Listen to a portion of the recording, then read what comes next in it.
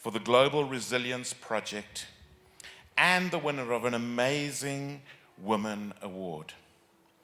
Her unique and powerful story is a story of resilience, a story of hope, a story of inspiration, a story that will prove you can overcome any obstacle to completely transform your life. To share her story, please welcome Madeleine Black.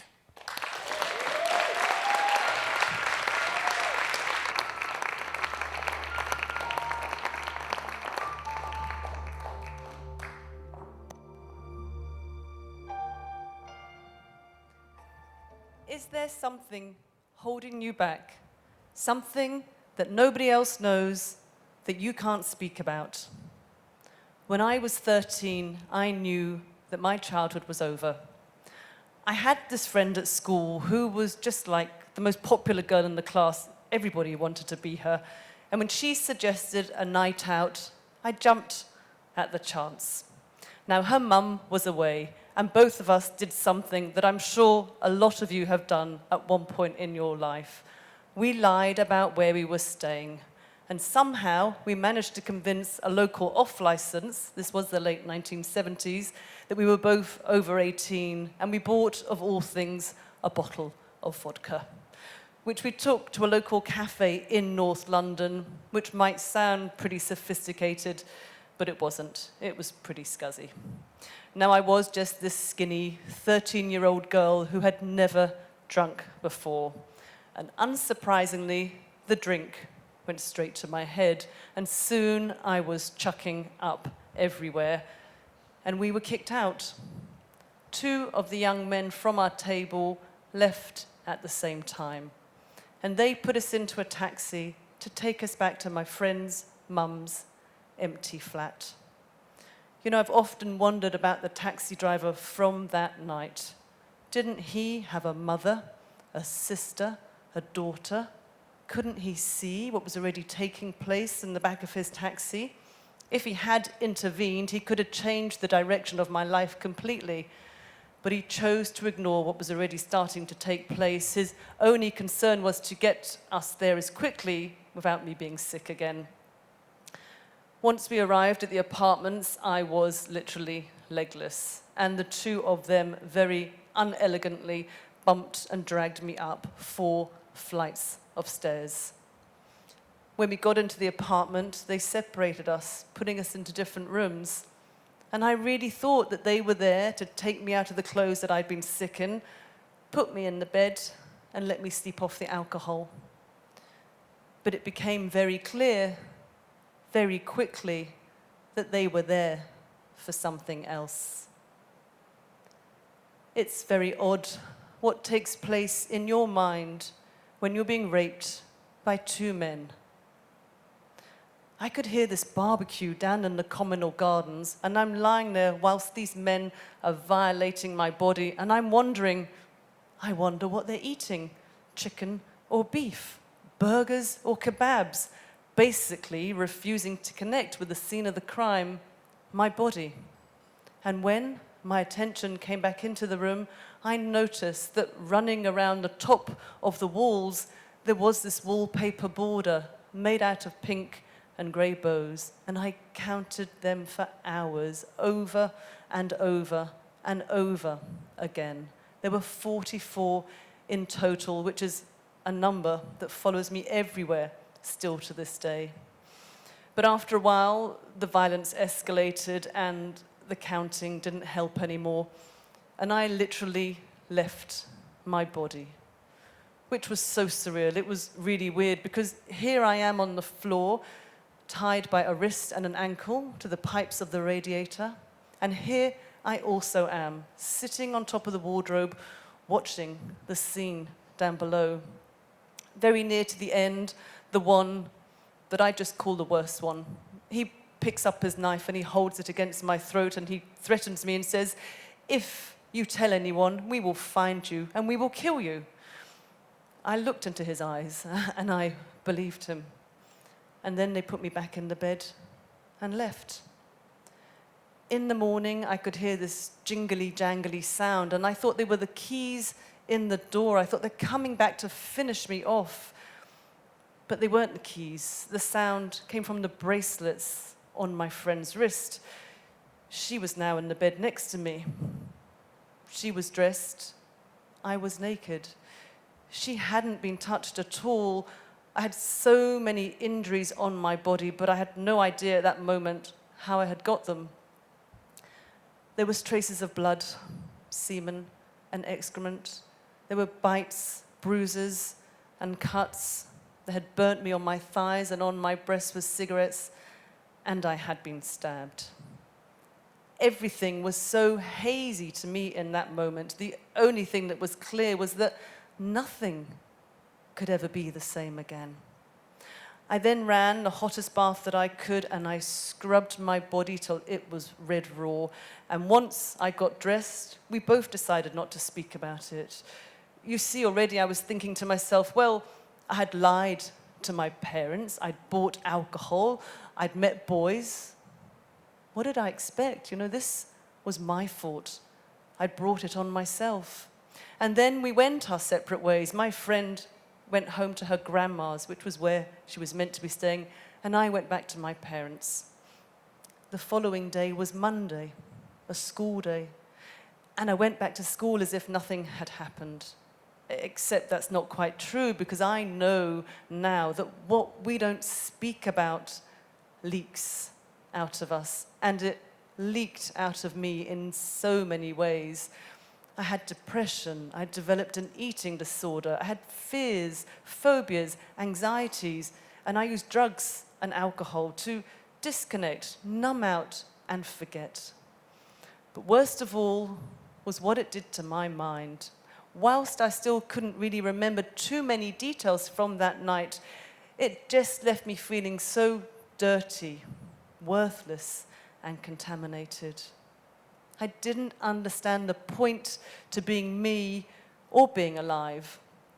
And one day I went to my mum's bathroom cabinet and I emptied all of her pills that I could find into my hand, swallowing them down, hoping to end my life.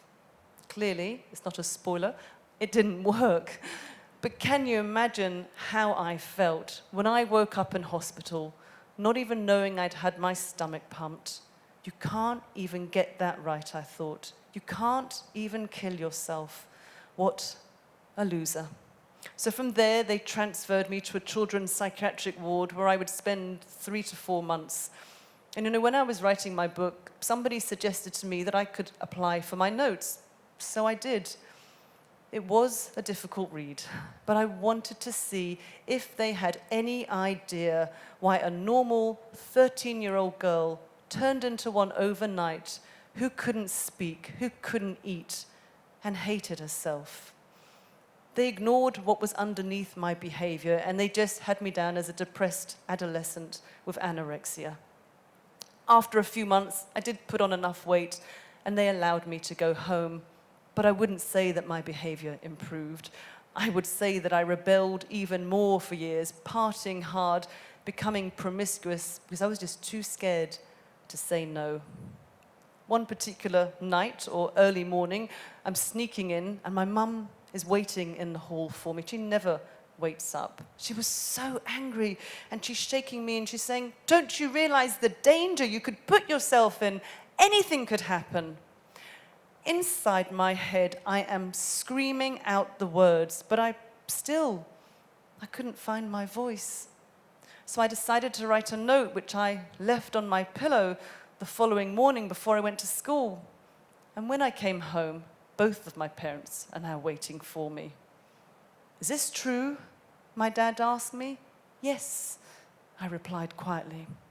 So they called my friend, the other girl that was involved, and she said, "No, she's got it wrong. It didn't happen like that. They were nice boys. They were sons of diplomats. They just brought us home." I was so confused by what I was hearing, by what she was saying. I didn't understand why she would say that. My dad was still insistent on going to the police, but my mum was really quiet. And I misunderstood her silence for years. And I'm just going to fast forward a little bit so that you can understand my mum's story too. My parents were married for nearly 40 years before my dad died, and they had 5 of us together.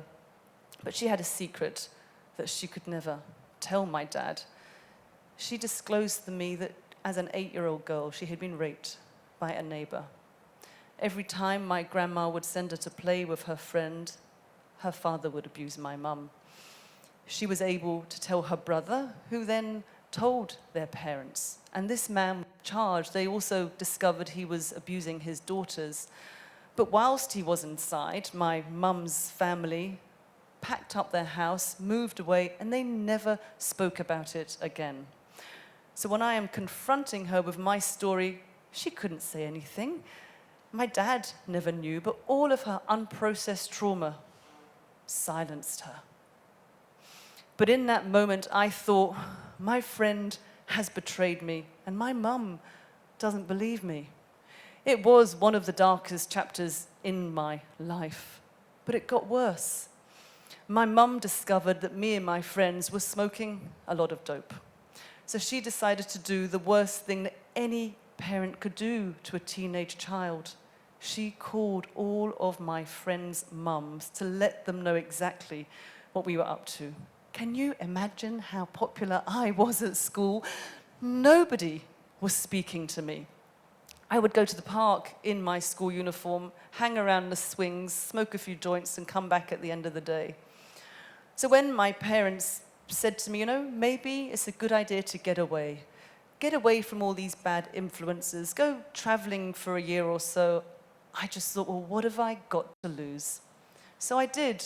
Just before my 17th birthday, I went to Israel for a year. I spent 6 months on a kibbutz, and I worked in a town called Ashkelon for the rest of the time. And about a month before the end, I met this blonde, blue-eyed Scotsman called Stephen. Have you heard the Scottish accent? I mean, why wouldn't I fall for a Scot? But he was the first man that I felt safe with, and I knew that I could trust him. Amazingly, when we came back to the UK, he still wanted to see me. And I couldn't understand why. My self-belief, my self-worth, my self-confidence was just down on the floor. And I would drive this poor man mad. Why are you with me? You could be with anyone. How can you say that you love me? And he just always replied from a very grounded, connected place, oh, I just do. That's my attempt at a Scottish accent. But over time, with his love, I saw that I was lovable, that I could give love back in return, and I could slowly learn to like myself, maybe even love myself one day. After about 5 years or so, he popped the question. But before I could say yes, I wanted to make sure if he remembered something I told him years ago. You see, I decided I would never become a mum. The very idea of giving birth terrified me. I thought it would be like being raped again, and I just decided that the easiest thing was just to not bother. But I can remember the exact moment that I completely reversed my decision on motherhood. Now, I don't know why I live in Scotland, because I love the sunshine. I'm not there for the weather. And we would take all of our annual leave every year and take it in the winter, like 3 or 4 weeks, to go somewhere warm and exotic, to travel and explore. This particular trip, we'd been in Thailand for 4 weeks, and we were on this lovely island called Koh Phi Phi. And we're walking along the beach, and he turns to me one night and said, how about starting a family? And I was all ready with my usual response of, you know why I can't do that. I've explained it to you. But something came in, and I thought, if I never become a mum, then they've won. I am still handing them all of my own power and control over me, and they have no idea. So it was there and then that I came up with my plan that I call my best revenge. That not only was I determined to become a mum, but I was going to live my life as best as I possibly could, refusing to be identified by what had happened to me. So we came home from Thailand, and I researched counselors, and I went back into therapy. 2 years later, Anna was born, looking down at that bundle in my arms with that mop of brown hair and those huge black eyes is still one of the best days in my life. 3 years later, along comes Mimi. And 5 years after that, Layla completes my trio of gorgeous girls. I can say they're gorgeous. I'm their mum. And I really thought that that was it. I thought that motherhood had healed me. I had done the very thing that I thought I could never do. Looking back, I realized we can convince ourselves of anything, because I still had so many fears, so many phobias, so many anxieties. You know, fear was my best friend for years, and it shadowed everything that I did. And there was actually a few examples that I couldn't ignore. It was through being a mum and actually my training as a psychotherapist. When Anna was 11, she told me that, "Mum, there's a few of us and we're all arranged to go on the public bus together and it's going to be great." And I said, "I don't think so. I'm going to drive you to school just like I've driven you every day to primary school." And she said, "Oh, Mum." And she kind of wore me down. So I agreed. I gave her her bus money in one pocket. In the other pocket, I popped a rape alarm. I told her not to listen to her music with her earbuds in when she was walking down the street. And if her friends went on the bus, sit nearest the driver. We lived quite near to the bus stop, and I saw her walk from the house and jump on the bus. But what she didn't know, I then jumped into my car and I drove all the way behind that bus to school to make sure she got there safely. And I thought, what are you doing? This is crazy. What would be the point of bringing these 3 girls into this world if I then transfer all of my fear and my panic and my phobias onto them? I could corrupt their mind. So I had to find a way to loosen my grip, which is hard because I'm a Jewish mother as well. But I had to find a way to allow them to be the strong, independent, fierce women that I wanted them to be. And so at 15, along with her friends and her fake ID, Anna was out clubbing. She's now a very sensible 26-year-old homeowner with a boyfriend and a dog, my granddog. And she's nearest to a grandchild. And she's really all of them are okay. When I was training as a psychotherapist, you have to have a placement. And I was working in a GP surgery. You know, my college used to say to us that the clients you get are a gift. With my very first client, I couldn't understand what they were talking about. He was this Italian-Scottish guy, as broad as he was tall. He was enormous. And he sat down opposite me in the chair with his legs wide open, and he leaned across me and he said, "Oh, this is just like The Sopranos." And I'm like, well, I was going to sit there. He's nearest the door. What do I do if he attacks me? How do I get out the room? And again, I saw my fear is going to interrupt with my therapy, with my clients. What kind of therapist am I going to be if I can't work with men? So I asked the receptionist who looks after my diary, I said, "I don't want to work with women anymore. No more mixed couples. I only want to work with men." And so I did for a long time. And it was difficult. But I saw what was my fear, what belonged to me, and what belonged to my client. And I was able to move it out the way to do the therapeutic process.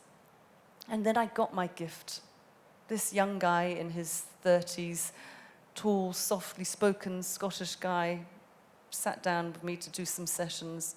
And after about 5 or 6 sessions, he disclosed to me that as a 13-year-old boy, he had been raped too. He was on holiday with his family, and the very path his mum told him not to walk out of the caravan park was where he met the tramp who raped him. Everything that he said to me just resonated so much.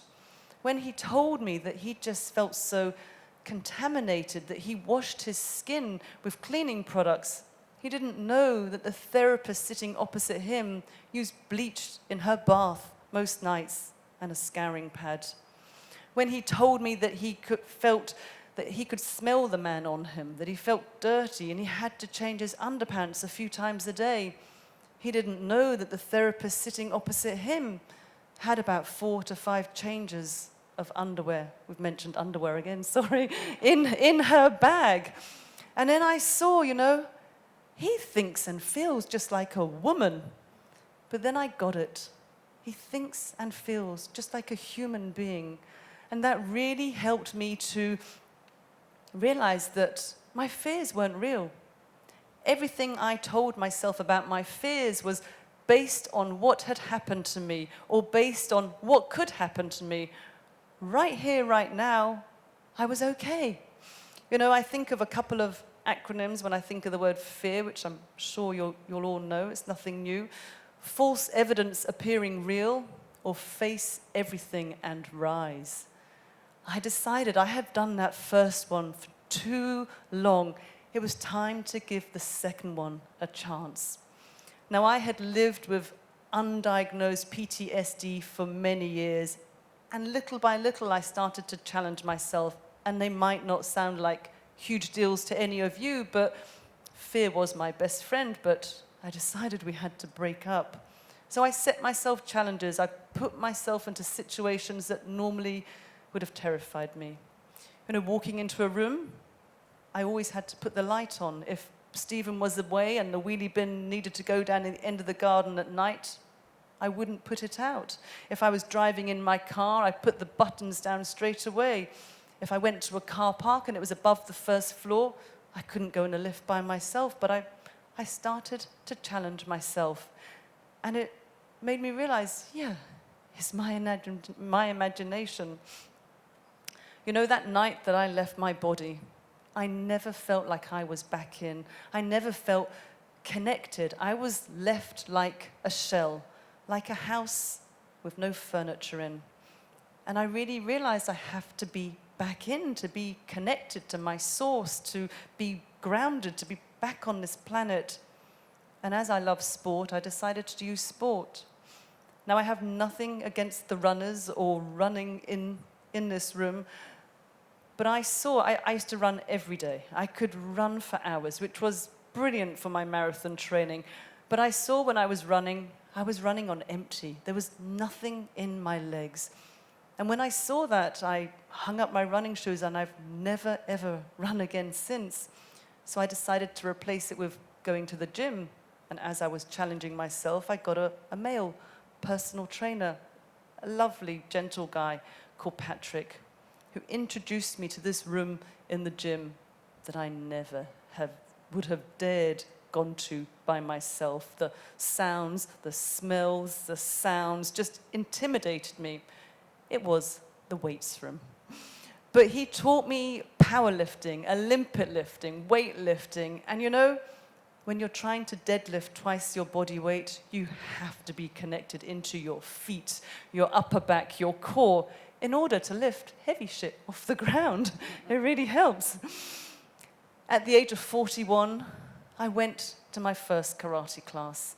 I was terrified. I was one of 3 women surrounded by a sea of men who were all black belts.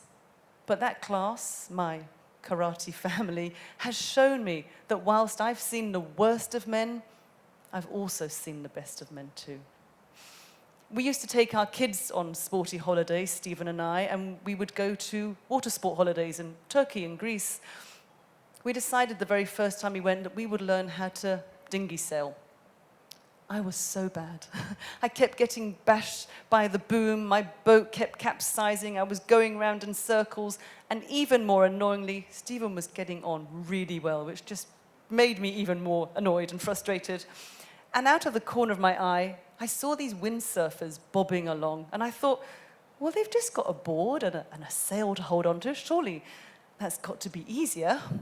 And so I switched. I went to windsurfing classes the next day, and they taught us everything on land, and then they launched us into the sea. My aim for those 2 weeks was to go out by myself and to come back without being rescued by the safety boat. And after a few days, it was getting better. It was really good. I didn't need their help. But I learned something about those safety boats. They will go to the most expensive piece of kit when there's chaos on the water, and the windsurfers were down on the end of that list. There was one particular moment, we were all out on the sea, and a storm appeared out of nowhere. I was actually doing okay. I was in my magic 7, like they've taught me. I had the wind in my hair. I was hurtling along really fast, a bit, panicked because I was a bit out of control. But I couldn't turn it around, and I was heading towards these rocks around the corner and to Greece. Nobody could even see my distress signal.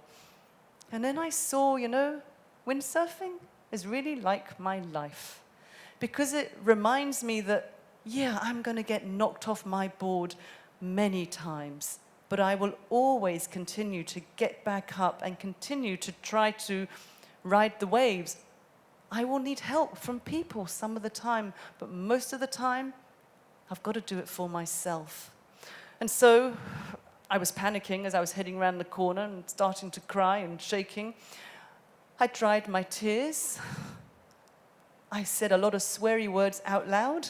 I somehow managed to turn my board around, and I looked forward because that was the direction that I wanted to go into. And I really thought again, this is it. I've challenged my fears around men, being out of control. I've become a mum. I'm okay. There was a combination of 3 events. I was studying psychotherapy. I was doing tons of personal development, and Anna, my eldest daughter, turned 13. And out of nowhere, flashbacks, nightmares, memories just came flooding in. I thought I was going mad. Looking back now, I realized that I had been stuffing these memories deep down inside of me, just like a jack-in-the-box. But the lid had sprung open now, and I couldn't close it anymore. So I decided to go back to therapy, the worst client, because I said, I want you to make these pictures stop. I didn't want to see them anymore. I just thought if I had to tell him what I saw, he wouldn't want to work with me. I was so ashamed by what I was being shown, as if somehow this was a reflection of me. Now I understand that was my shame speaking to me. If I could go back now and tell myself to get out of the way of myself, I would. It took me 3 years to accept those memories. I was caught in denial. I just fought and fought with those memories. And my therapist, Ron, could see my struggle. So he said, why don't you try some body work? Go for some therapeutic massage. So I did. My first appointment, I'm lying up on the massage couch, and I could hear this person shouting, screaming, crying, and in my British voice, who is making all of that noise? Don't like to make a fuss. And then I realized it was coming from me. All of that trauma gets trapped at a cellular level. I understand that now.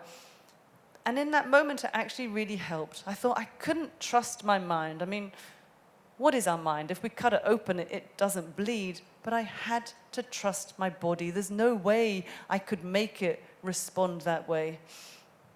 Something else started to happen during those years of having therapy. And I thought, if I tell him what I see now, he will really have me locked up again and sent back to the nearest psychiatric ward. You see, I started to see that there was somebody else present that night. By my side, on the ground, there was a young Tibetan monk in his burgundy robes and his orange shawl wrapped around him. And I just thought, I'm going mad. How can this be? The worst one at one point tried to set me on fire. He was going to burn my hair. I see him picking up his silver Zippo lighter, and he flicks the lid open and he strikes it, and this flame appears right by my face and my hair. But this young monk just leans across my body and blows the flame out. And again, he strikes his lighter, and again, this flame appears, and he just leans across me very calmly and blows it out again. He tries for a third time and he gets so frustrated he chucks the lighter down, luckily for me. And I thought, what is going on? But you know, the more I denied the memories of what happened that night, the faster and harder they came to me. And the more I denied this monk's existence, he would show himself to me.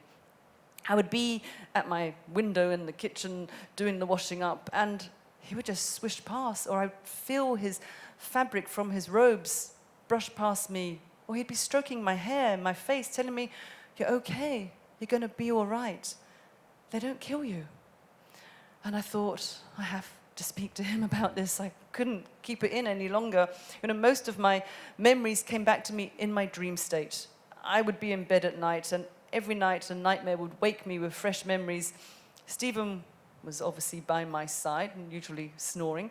And the first thing I saw when I woke up were these men's faces hovering above me, almost floating on the ceiling. But by my side, the monk was always there, reassuring me.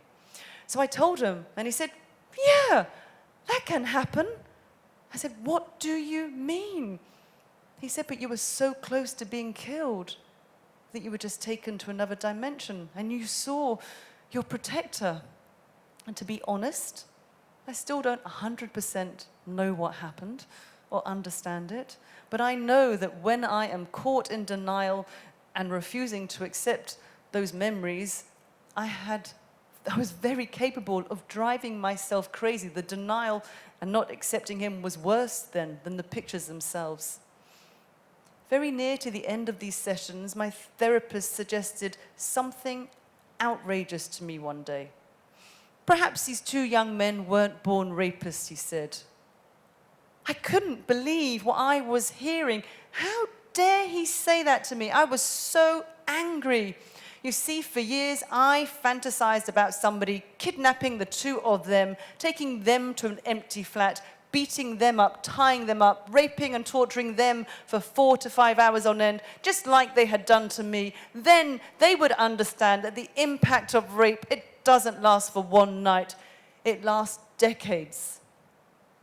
But a seed had been planted, and I needed to understand, how could these two young men know to be so violent towards another human being?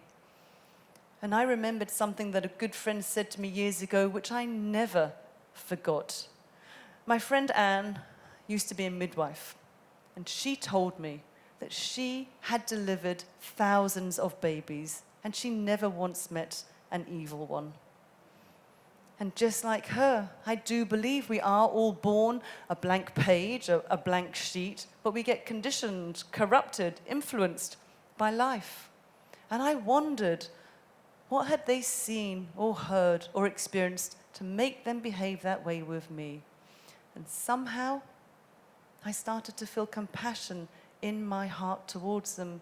I mean, if I also held on to all that anger, it was only going to harm me and my husband and my kids and my friends. And then I realized I could take this one step further. I could choose to forgive them in order to make peace with my past. Now, I have to be very clear here and say 2 things. One, I will never forgive the act of rape. It was a total violation, not just on my body, but my mind and my psyche. And secondly, I am not saying that in order to heal, you need to forgive. But this was my path and how I chose to do it. Forgiveness actually had nothing to do with them. I didn't need them standing in front of me to tell me that they were sorry. It was an act of self-love, totally self-empowering, and my key to freedom that cut the cords that limited my growth and tied me to the past. That immense, crippling shame that I felt for years, it never belonged to me. It always belonged to them. And I know that I am not my body or the things that were done to me. I am so much more than the sum of one night. And I also understand now that it's not about what happens to us in life that is important, but what you do with it that really matters. And if I have a choice in how I respond, you have a choice too. Through the powers of social media, I came across this extraordinary organization in London called the Forgiveness Project. And the founder, Marina, asked if she could share my story on their website. She said I could be anonymous. But you know, one of the very first events that I spoke at was in a university in Northampton, and there was a trauma specialist on just after me. One sentence that she said always stayed with me. It just resonated so much. She said that the pressure of keeping a shameful secret hidden from people for years is like constantly holding a beach ball under the water. And I just thought, it's time to let my beach ball go. So, on the 22nd of September 2014, I did share my story with my photo and my name, ending decades of my silence. You know, sharing my story has opened up doors for me in ways I could never have imagined. I've been interviewed for radio and TV. There's been newspaper and magazine articles. I'm in Namibia doing the closing keynote. And I've written a book. Thank you.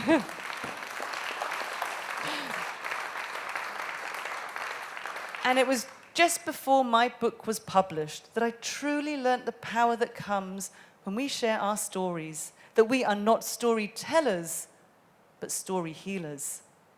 My publishers strongly advised me to not do too much publicity and wait till just before the book was out. However, I was contacted by BBC Radio 4, and they were making a program for their one-to-one series about redemption. And when I heard who was going to be my interviewer, I just decided to say yes straight away. I was going to be interviewed by the broadcasting legend Sir Trevor MacDonald. Those of you out in the UK, I don't know if you know him, but believe me, he's a legend. I couldn't say no. So they flew me to London, and I went to the BBC studios, and I met Sir Trevor. And I'm not sure if any of you grew up with a dad like mine. He was obsessed with the news. When he came in from work, he would watch at 6 o'clock, 9 o'clock, 10 o'clock. So when I met Sir Trevor, it wasn't his face that was so familiar to me, it was his voice. It just transported me back to that front room, sitting next to my dad on that sofa, watching the news together. Anyway, we did our interview, which went really, really well. It was amazing. But to me, it's what took place once my interview was aired that was more amazing. My friend got in contact to say that her mum had been listening to the show that morning. And when she popped round to see her, she said she was so alive and animated, energized in a way she'd never seen before. And she said to her, "Mum, what have you done today?" "Oh, Sandra, I heard this woman on the radio this morning. Oh, she spoke so well. You know, it was as if she was speaking directly to me." And she said, "What do you mean? What was she talking about?" And she said, "Well, I always thought it was my fault. I thought that I was to blame, but she's made me see differently. It was nothing to do with me. It was always his fault." She said, "Mum, what are you saying?" And she turned to her daughter and said, "I was raped too, just like the woman on the radio was when I was a teenager." And in that moment, my friend's 81-year-old mother ended 64 years of her silence. She says that things have changed between them. There's like this new space has opened up like a bridge, and they share things now that they never shared before either. She said that she has seen the joy in her mum's smile simply from connecting with a woman on the radio who understood. But she also said she's convinced that if her mum hadn't heard me that morning, there's every chance she would have taken her story to the grave with her. And you know, that got me thinking of all the other men and women out there that have locked themselves into a prison of silence due to their fear, their guilt, and their shame. Every time I am asked to speak, I think of her, because she has single-handedly shown me the power that comes when we share our stories. She is my motivation, and she is the reason I will continue to speak out as long as I can now. So just before I finish up, I'd like to leave you all with some questions to think about. Is there an event, hurt, or disappointment that you still hold on to? And if you do, what purpose does it serve? And could you, like me, learn to accept the facts for what they are, knowing that they can't be changed, and let it go? Thank you.